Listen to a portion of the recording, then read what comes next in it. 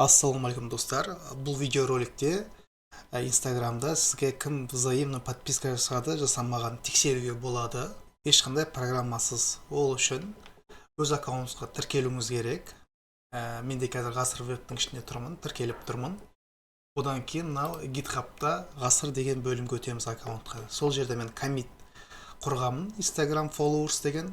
Сол сеткаға өтеміз, басамыз. Одан кейін мына Insta followers деген кодтың барлығын өзімізге жүктеп аламыз.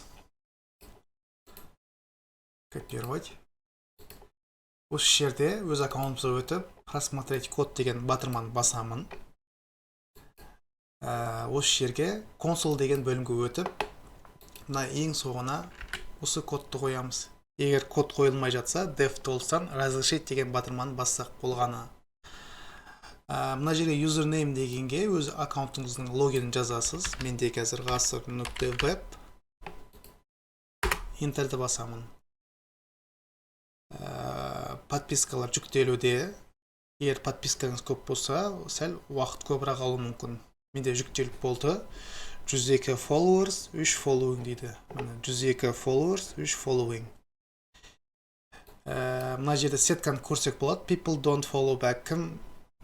Мен бүкіл подпискалардың бәрі массив түрінде көрсетілді. Мінекей барлық тізім шықты. Одан бөлек кім маған жазылмаған тізімі шықты.